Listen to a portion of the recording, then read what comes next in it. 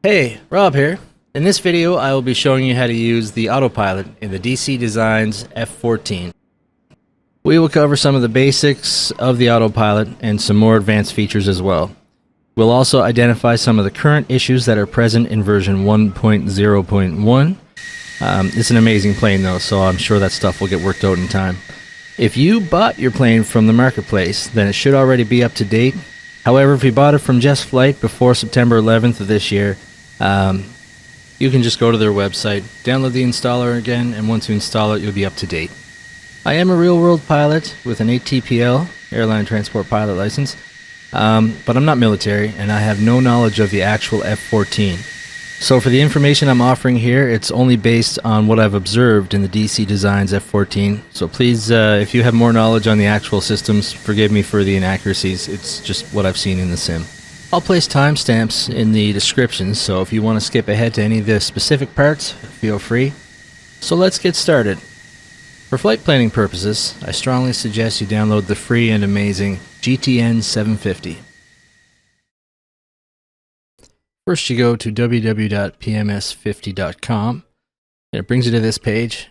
You scroll down a bit. You have two options here. You can download the free version or the premium. I'm sure the premium's awesome. I just go with the free version for now, but sometime in the future, I'll probably go with the premium version.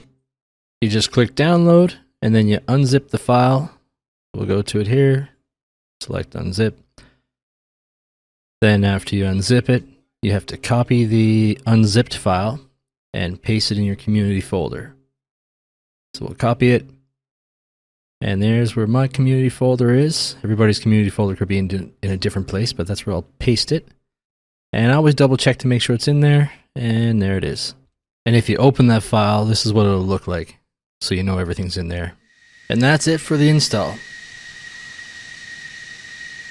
Alright, so here we are. We're on the ramp in Moncton, New Brunswick. The airport code is CYQM, and we're going to take off and go over some of the basic features. Let's go into the cockpit here. I haven't hit any buttons yet. First thing I'm going to do is get rid of this joystick so you can actually see this screen. And then I want to switch this track over to heading mode. To do that, you'll see where it says track, TRK. This AWL PCD switch, you click that and it switches it to heading mode. But beware, I'm just going to show you something here that's kind of a bug. If I go back to track and I try to do it with the landing mode on the display, so we have landing mode set up here. When I hit this button to go to heading, it keeps switching back to track on its own. So be aware that that'll happen, and that if you ever have that happen where you cannot get it to go to heading mode, it's usually because this is enabled. You disable that, and you're on to heading mode again. Alright, let's pretend we were given clearance. We'll taxi onto the runway.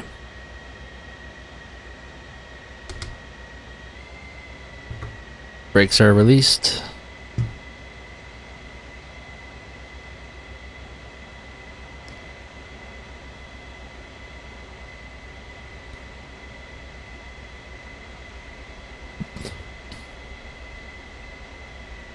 This plane is amazing. It does have a few autopilot bugs, which we will talk about. I'm sure they'll get worked out in time with updates and stuff. Other than that, it flies awesome. It looks awesome. It's definitely my favorite by far in Microsoft Flight Sim. So good job to DC Designs. They did an amazing job on this plane.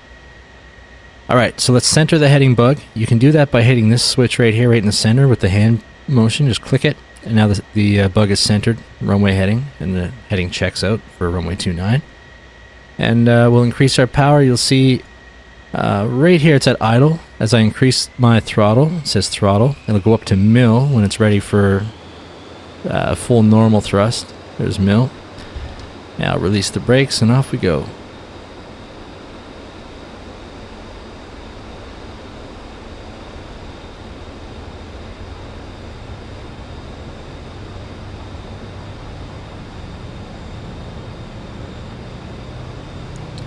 V1 rotate, I believe. Positive rate. Gear up.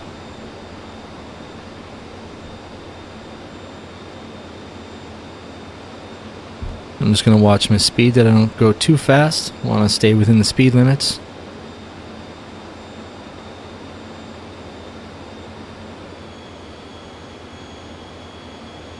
We'll level off at 2,000 for now for what we're going to try to do. So all I've done, I've reduced my power. We're still runway heading. Our gear's up. We're high enough where I can put the flaps up. I'm just going to go one notch and let the auto flaps do the rest, because this plane has a chip that controls all that apparently, and it works really well in the sim. So 2,000 feet, roughly level, although we are accelerating faster than I planned. This does have a lot of power. So we're going to turn on the autopilot. Here's how you turn it on.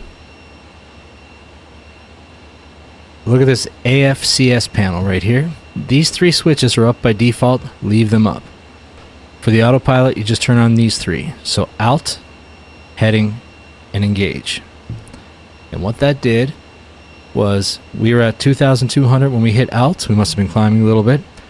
It'll put us to 2,200. Our heading was set to 286. It goes heading cell, and it goes to wherever we set it. And we set it at the runway heading once we took off.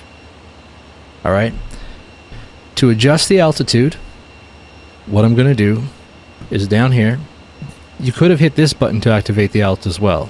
It's the same function as the switch over there. But I'm going to use this dial, this knob that's underneath this panel, and I'm going to dial it to 3,000. Oh. And if you look, you can see we got 3,000 here. It's climbing to 3,000. I gotta bring my throttle back. Look, we're almost at 400 knots. I'm gonna get a fine for this speed restriction. Alright, let's head back towards the east. That's what I want to do. So to change our heading, we gotta rotate this bug to 090. You can do that by rotating this wheel or setting up a heading bug on your joystick. So I have on my joystick buttons I can hit, and the heading bug will move with those. However, if you don't want to do that, you can dial it here. Oh, but it's hard because once the mouse wheel moves off the button with the shakiness of the plane, it zooms in. So that's why you're almost better off just to do that. I want you to keep in mind too that this plane, for some reason at slower speeds, it doesn't handle the autopilot very well as far as turning. What happens is it exceeds a bank angle and starts to drop like a rock. So, I recommend 250 knots to 200 and above at least for doing anything more than a 30-degree turn. So I'm going to keep going to 090.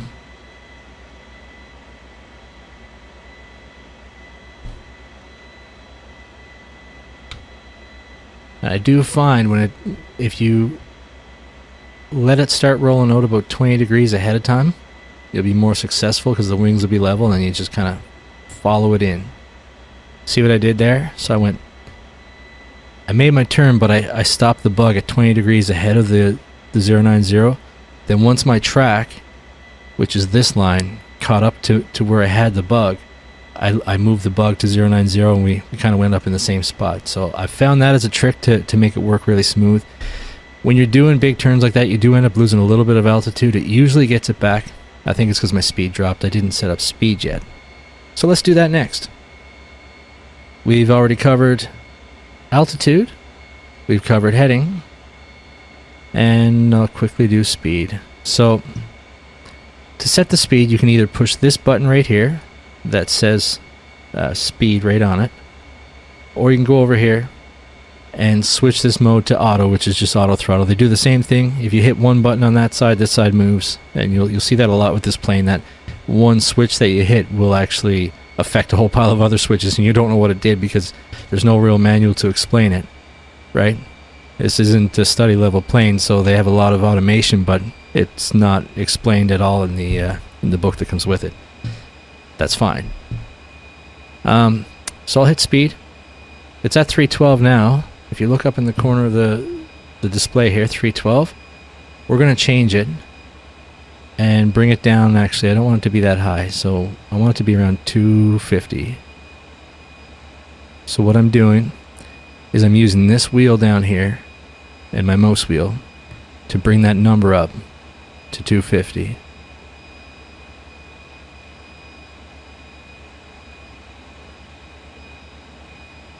Okay.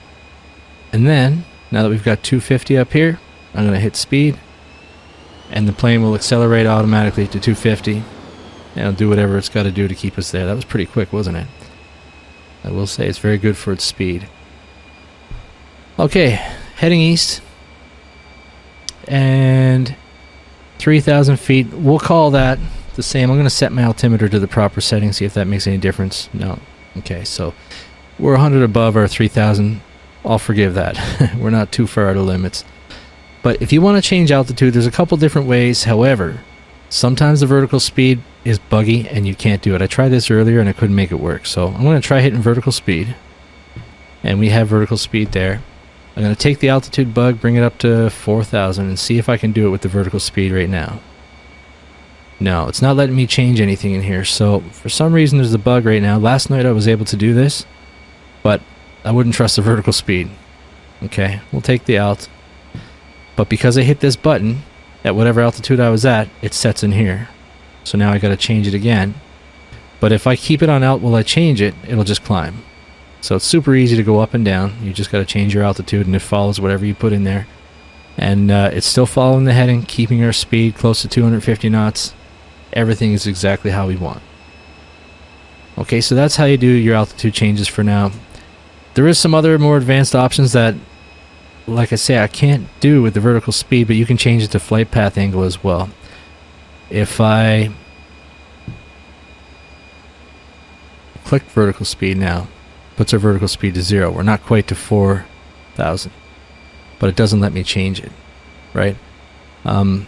If you switch this mode, it gives you the option for track select and flight path angle. As you can see here, track select, flight path angle. Like I say, last night I could get this to work no problem, and right now it's not working. So I would use the vertical speed with a grain of salt. When I hit alt, we're back to 38, which is where we were. I got to increase it to 4,000. We're going to go to 4,000. So yeah, for now you're best just to use heading, alt, and in this case we're on track mode. I'm going to switch it back to heading mode. Alright, so now let's cover the difference between track and heading. Okay? I think what I'm going to do is I'm going to head north to show you this. So, once again, to do my heading, I'm going to take my heading bug. I want to go north, which is, 360 or 0. But I'm going to stop 20 degrees ahead of it. So I'll let my bug kind of level off at 020. Once my track, this line, catches up to it, then I'm going to bring it the rest of the way to the 0. I find that really works out well when you're trying to make these turns. I'm only going to lose a little bit of altitude, and until DC fixes this little bit of a bug, this is how I'll be doing my turns to keep it stable. Alright, there we go. So now we're going to be heading north, 4,000 feet. And the reason why I chose north, I'm going to show you. We're going to change the weather. Okay? So we're heading north, meaning the plane is pointed north. So I'm going to add a wind layer. Oop. And I believe that puts it right at our altitude. And the winds are from the north. We'll give it we'll go 50 knots. We'll pretend it's a little bumpy today. Okay, 51's close enough. So what that's done here is we got wind coming from the north. We're right on track. So what I'm going to do is create a crab. What I mean by that is I'm going to change the wind direction to be a direct crosswind component. It'll be from the east. Okay? Hopefully the autopilot can handle it. But our heading is north, but our track is showing here. Alright. So we have to have the plane heading north, but our ground track is actually heading, 353 or something like that. And I can fine tune what the heading is selected to be. I'm hitting the wrong thing. There we go. But anyways, it's not perfect, but it works well. If you want to see the difference between heading and track, if you look at it, so this line means the direction that we're going across the ground, and this line means the direction the plane is pointed. When I switch it over to track mode, all that changes is the way the screen is. Our heading is still pointed north, but this just puts our track ahead of us, right?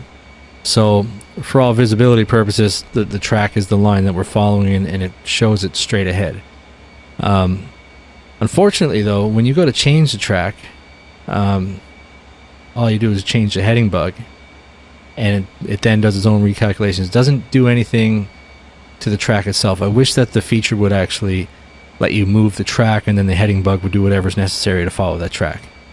But you know, that's the difference between, I guess, real world and how it would work in the sim based on the coding. Also still very acceptable. So anyways, all I'm trying to say is that if you switch from track to heading, it doesn't make a difference in what the plane's doing. It just makes a difference in what you see. So don't be scared off if you see it going like this, or you put it in landing mode and it changes to this. It's still going to do the same thing. Oh yeah, right. There we go. Heading. Now I'm going to head back to heading south, and we're going to create a flight plan. So I want to go to 180. I'm going to stop my bug at 160. Remember, we're doing 250 knots. If we were going slower, we'd lose a lot of altitude in this turn, usually 500 feet. And I think, like I say, it's just because of the way the autopilot handles slower speeds. And I'm not sure, I haven't tried it at Mach 1, but I'm sure it's amazing. So we'll watch our bug come around as it meets our track line. I'm going to bring it to the 180 we're trying to go to, and the wings will start to level. And we try to meet them at the same time. And that's when the... It's like a manual way for us to control the rollout. Okay, I'm going to bring our speed back to 200 knots. And all I have to do is hit speed, roll the wheel down.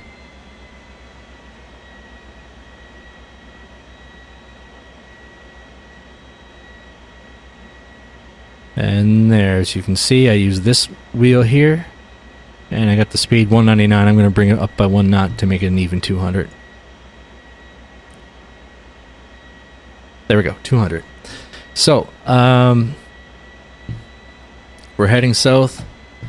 I'll increase the range a bit so we can see some of the distance in front of us. And let's set up a flight plan. So in the beginning I said it's important to download the GTN750. This is why. Because you can't just load a flight plan in here. You could do it in the menu inside Flight Sim, but this is just as good. So you go to GTN750. It's a widget that shows up here now. It was actually recommended to me by Carenado support when I had problems with a Carenado aircraft, and they said to download this. It's integrated into one of their planes as well, and it works beautiful. I love it. So it also works well for this. So what I'm going to do is, when I'm on this screen, you can get rid of that annoying message. You don't need to hit that, but you can. Go to Flight Plan.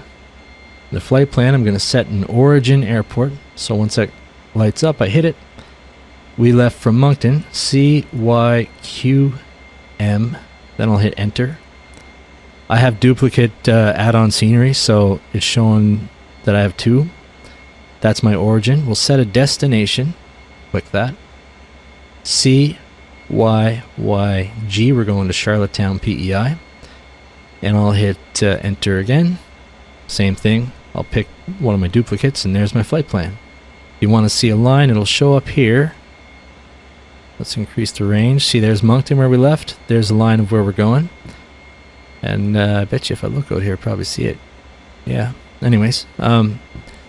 So, in order to make this work a little bit faster, I'm going to put us on a heading of 150. In this case, I only went a few degrees, so hopefully it'll just stop at 150. And I'll show you how to track the GPS here, the LNAV. For now, we're going to put away the GPS unit. We don't need it. We just use it to program in this line. And the trick is, you need to make it so where it says heading select or track select at the time, you need to make it so it says LNAV GPS. So I'm going to hit nav mode. It says GPS LNAV, and that means it's going to go to that track, or it should. It's going to probably create its own intercept angle, You could hit it a little bit closer, that's fine. And then once again, I recommend 200 knots or more.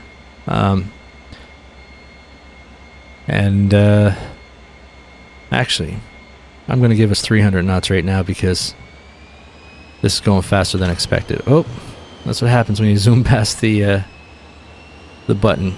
The most wheel just keeps going and you zoom right in, so. Let's do 300. We'll exceed the speed limits and we'll get there a little faster.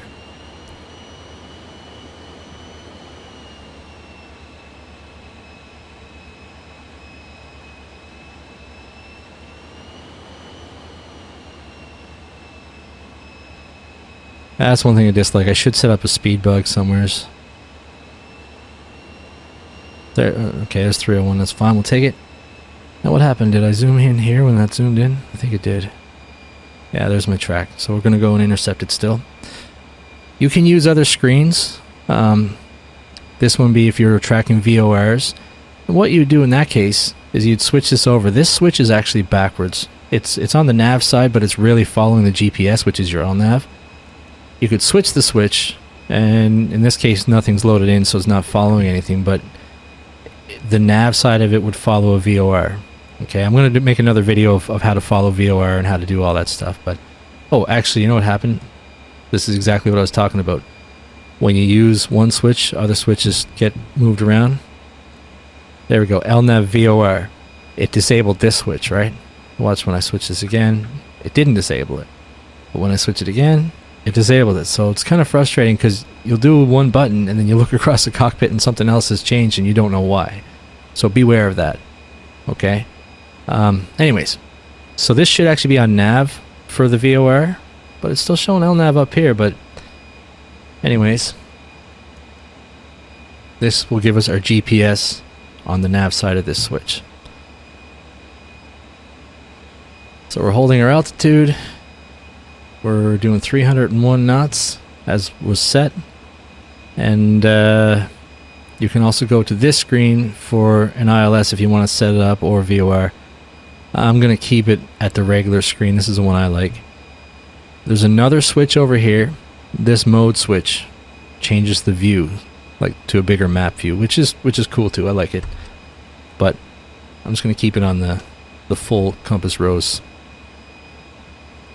I'm just trying to, well, there, I'll center my heading bug straight ahead. Now we're doing 300 knots. It should intercept this pretty well. And then we'll carry on to the next part, which is we'll load in an approach, and we'll do the approach.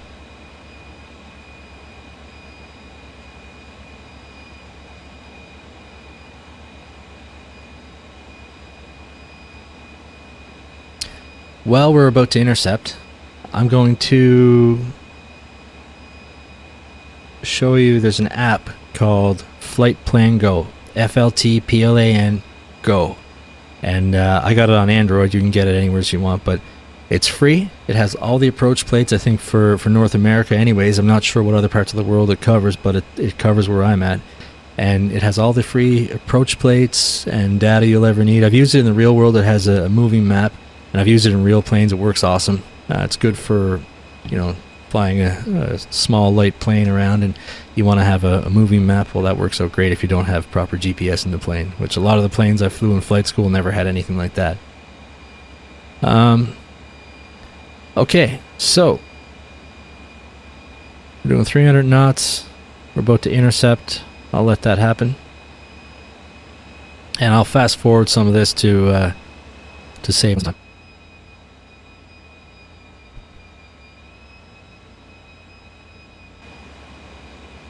There's our turn. There's the intercept happening. I didn't hit any other switches. We just have it so it says GPS LNAV here, alt here to hold our altitude. If at any time I want to change my altitude, I just literally change it like I did before. So I'm going to take my bug. You can either do it by dialing this wheel and going to whatever altitude you select. I'll pick 3,000 for fun. But you can use whatever you want, okay? I'm going to set the heading bug straight ahead. And that's all that's to it. And I've only done that just for reference. If I ever have to switch back to heading, then it keeps me right where I was.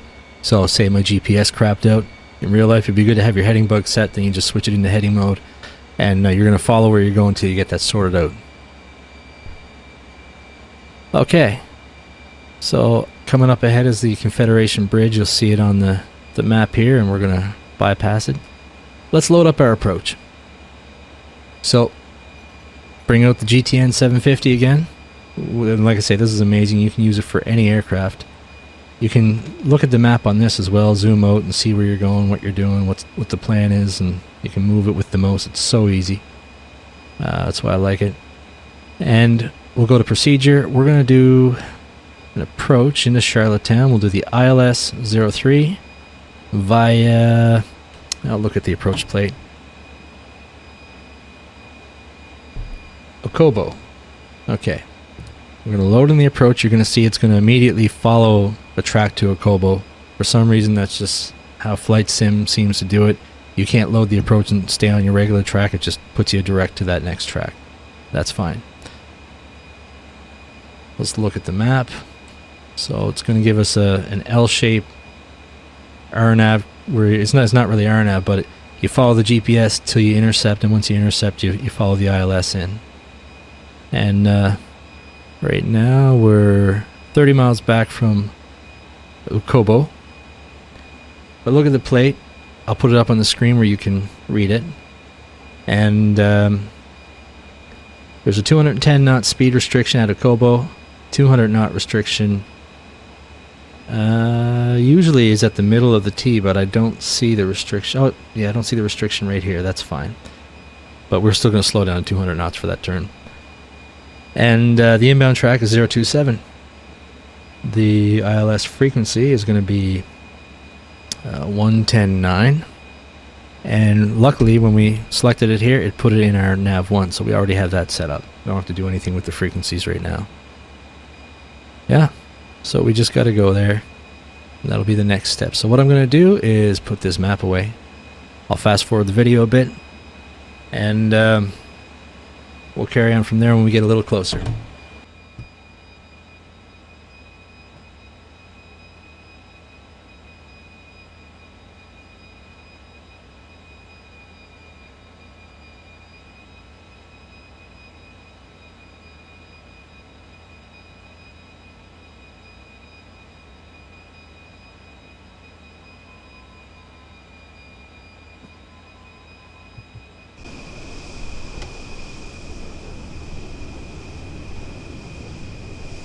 Such a wicked plane.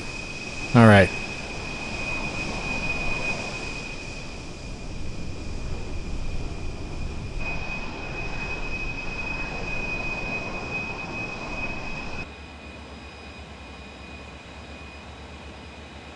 We're getting there.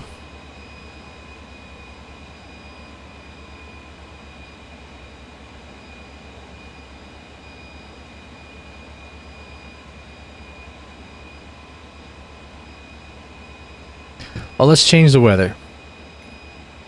We're going to do an ILS. We might as well make it worthy. I've got a couple different setups here. We got low scattered, which I like. It's adjusting for the winds. I mean, that's good. I've flown in real weather like this many times, and it's kind of neat when you can't see the field and you got to fly into a cloud just to land. I don't know if the cloud's right at the field or not, though, so what maybe we'll do is let's make it worthy IMC. Let's go with this setting.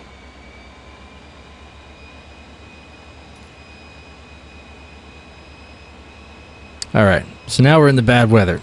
Okay, 3,000 feet. We're still doing 300 knots. I'm going to slow down to a restricted airspeed at least at 210 at, what is it, Oboko? Alright, so airspeed's coming down. I'll dial it down.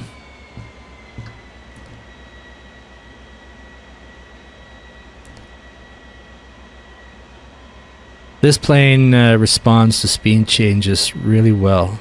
I find it does well, so don't be afraid to use a bit of speed when you're doing an approach or whatever. I'm going to put it to 200, which is 10 below the speed limit that is at Okobo.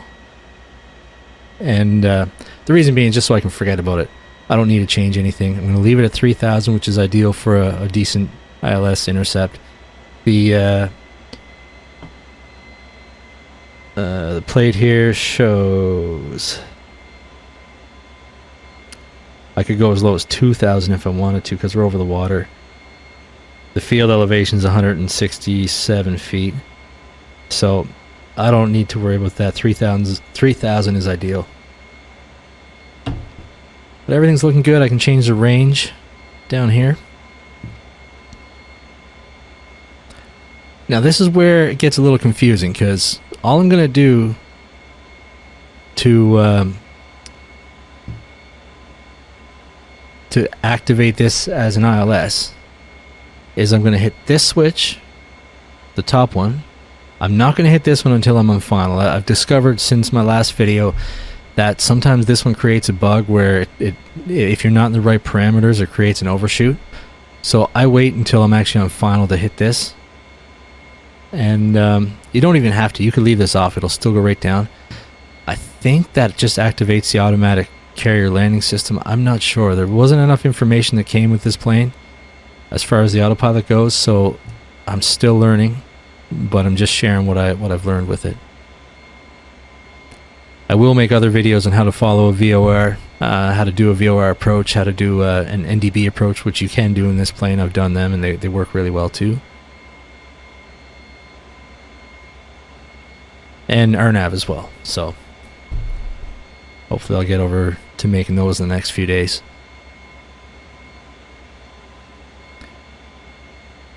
Alright, approaching Ukobo, 1.7 miles back, 3,000 feet, speed 200 knots, everything's looking good.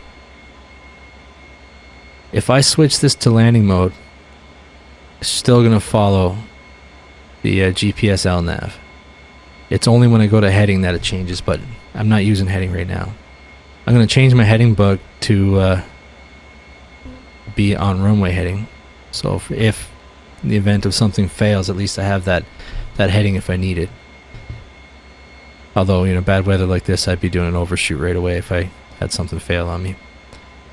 200 knots. I didn't change any buttons over here since we used them before. All I did was use this section plus down here. I think I mentioned the vertical speed thing. We're past Uboko, or Aboko.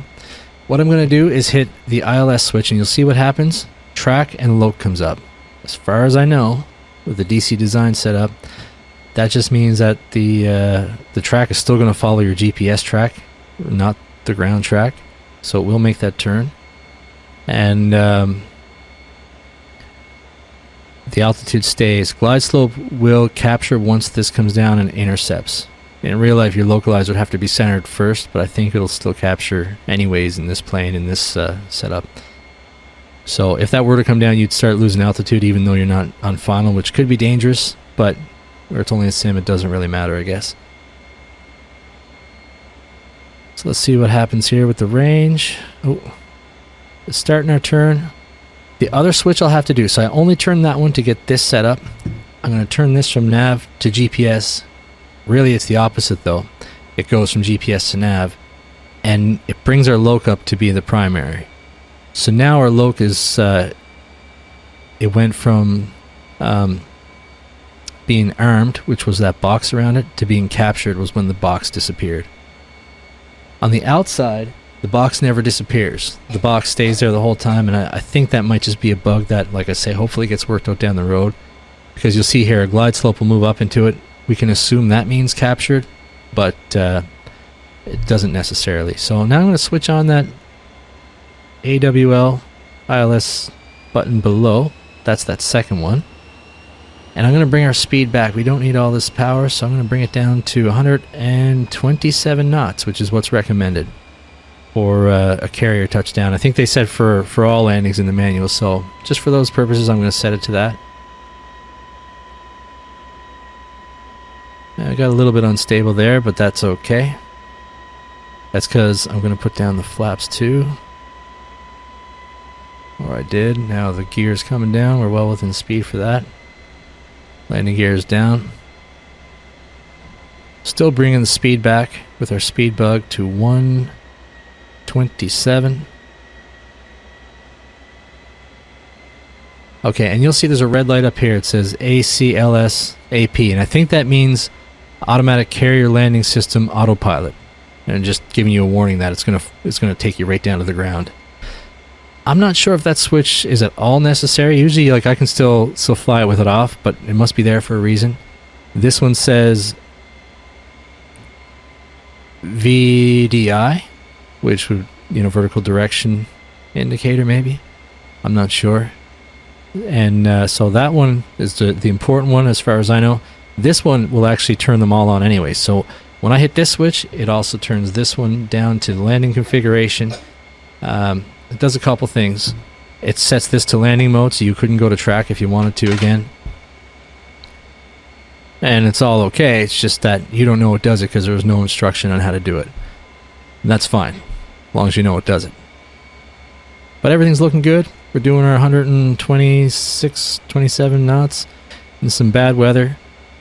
Loc is close to center. I find that it could be tighter, so if DC Designs or the developers chose to maybe make this a little more sensitive to the localizer, it might stay more on center track. But other than that, everything's good. Like, I have very little complaints, and I would love to see some of this stuff fixed.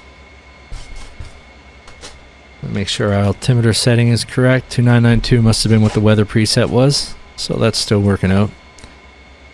We're about 1,000 feet above the field elevation. I'm going to watch my speed manually now, and I'm going to disable auto throttle. There, I disabled that. So now if I touch my throttle, I'm going to have to do all my adjustments myself to make sure I stay around the 130 knots or 127 knots. And I have a disconnect switch on my joystick to disconnect the autopilot. You can disconnect it down here if you wanted to, but you want your eyes up at this point, so you're looking outside for the runway. And hopefully we don't crash. I don't know how low the actual visibility is in here when we get here, but we're going to find out. Looks like our track is going to be a little bit to the right. Minimums on the plate for the Loc are 358. So we'll call it 400.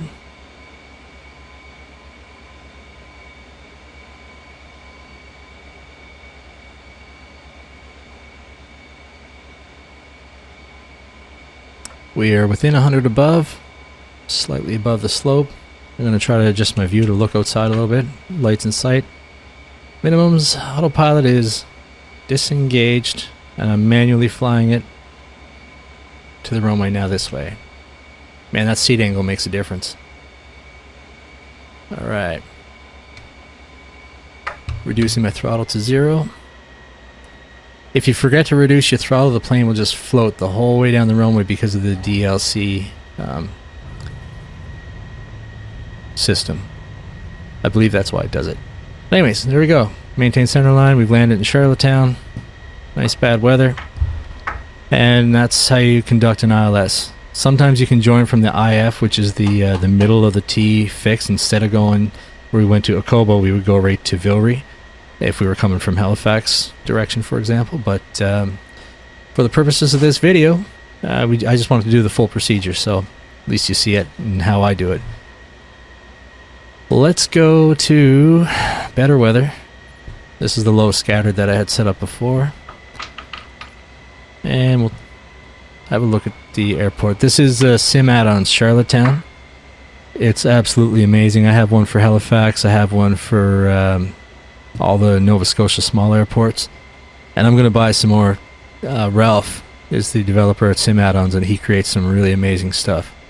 And it doesn't impact the frames. So if you live in the Maritimes and you own Flight Sim, definitely, I'm sorry, the Canadian Maritimes, and you own Flight Sim, then it's definitely worth going to Sim Add-ons and buying his products. And he's got full support.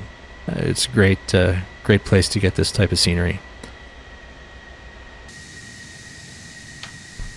Alright, so since we've done all that, I'm just going to clean it up a bit. So we have to disable our ILS switches. I'll disable the DLC. You'll see those little direct lift control or dynamic lift control. You'll see those little spoilers go inside. It's a really neat system. If you ever want to look up what it does, it basically controls immediately the amount of lift over the wings. You'd put on a little bit extra drag, but you control that with the throttle, and then when you need more lift to keep the proper flight angle or whatever, it holds you there. They don't only have it in military planes, they have it in some civilian planes as well, so it's really cool. And I'll disable the landing mode. And welcome to Charlottetown. Alright, we're back. I'd like to go over some of the bugs and final thoughts on this plane. First of all, it's amazing. I highly recommend anybody who wants a fun experience in flight sim. If you can get it. It's well worth it. If you buy it from Just Flight, you're able to still use missiles, not use missiles, but you can still put them on with your weight and payload. It'll show them visible on the plane. And I think the difference is that if you buy it in the marketplace, they're not allowed to do that. So I think that's disabled from the marketplace version. So keep that in mind when you purchase it. I got mine from Just Flight, and I'm able to put like missile loadout and stuff on the outside of the model if I like. It looks cool. Doesn't matter because you can't fire them. Alright, so there's that. But it's an absolutely amazing plane. However, a couple of bugs I'd like to fix. Autopilot at slow speed. It's very unstable. I'm not going to hit any buttons. I'm going at a heading roughly west. I'm going to turn east, and I'm not going to do anything but just roll my heading bug to east. And you see how steep this will make the turn. So the heading bug is there, and watch what happens. It makes the turn that's obviously too steep. You see our altitude's going to start to drop like a rock. You could correct this a little bit with your rudder and do some good turn coordination, but you know, I think more so it's a mistake on the part of the design, and that needs to be addressed at some point, I would think. But if you keep your speed above 200 knots and you roll out 20 degrees ahead of the heading, it seems to correct that. So it's a minimal issue, but I do believe it's one that could be addressed. Okay, see, we were at 6,000 and we lost almost 1,000 feet, and now we're climbing back up to 6,000 and doing an S pattern just to get back to that 090 because I didn't do anything to protect it by rolling out ahead of time or not. The workaround for this is, like I say, keep your speed at 200 knots or above, roll out 20 degrees ahead of your heading, or if you're going to do it slow, roll your heading bug like this, just a little bit ahead, and just lead it by a little bit so the bank angle doesn't get too much. I think if there was a way to correct it as far as development go, maybe if they could limit the bank angle at slower speeds, but I don't even know if that's a possibility with the current flight sim. So yeah, it's adaptable, but that's just one little thing. I would have to say my biggest thing that I think needs fixing is this nav GPS setup. Nav means it's going off of the conventional nav aids like, you know, VOR or your radio signals. GPS is a whole different system. So when it's in nav mode, it should be, well, heading's fine, but if we were following a flight plan, let's just say I click that up. Right now it shows GPS nav. That should be like a VOR or more of a conventional thing in nav mode. Right, so that's what I would, if I was on an ILS, I would normally switch from GPS to the nav, not the other way around like you do have to in this. So that's something I would love to see addressed at some point. When I switch it from the other way, it shows LNAV, which really is lateral navigation, but I believe in most cases it's still referring to GPS. Right now it's turning. I didn't make a flight plan. I'm not sure where it's going, so I think that could be fixed as well. So when this is on GPS, it follows the GPS. When this is on nav, it just follows the conventional nav aids, and that would be it, right? When you have a flight plan and you're doing the ILS or you're doing an RNAV approach, you do want it to follow with some predictability. So you gotta, like if I was to do an RNAV approach, I'd want it on this the whole way in, and if I was to do an ILS, I'd want it on this setting until I intercepted the localizer and have it either automatically switch over or me switch over manually to capture the localizer in nav mode. That's the biggest problem I've found with it. Other little bugs and quirks are that the autopilot can be unpredictable sometimes, especially This panel here, vertical speed, I had it working perfectly last night. I didn't change anything. I was practicing what I was going to do to make this video, and today I couldn't get it to work. So don't trust the vertical speed yet. That needs to be fixed up somehow or made easier to understand. Don't need that light on. And as I've mentioned before, one button usually switches a whole pile of other buttons around the cockpit. Like, watch, if I turn this button, it turned this one. And I'm not sure if it did anything else down here, but it also put up this other ILS one. So I wish that there was a way that didn't do that, that I could just select the systems myself. I want the ILS, boom. I want this to work, boom. I want to pull this down, then I do it, you know? That's just food for thought that I'd like to offer if anybody can see this, that might add to it. That's something that would make it better, in my opinion. And for final thoughts on this plane, it's absolutely amazing. I highly recommend it to anybody that likes to have fun in flight sim. It's very capable. Just like everything else in flight sim, there will be bugs, but they will be worked out eventually, no doubt. I have full faith in the developers in this. They've done such an amazing job. And yeah, it'll be one of the best purchases you ever made. If you like fighter jets and you like flying, do it. Hope this was helpful. Thanks.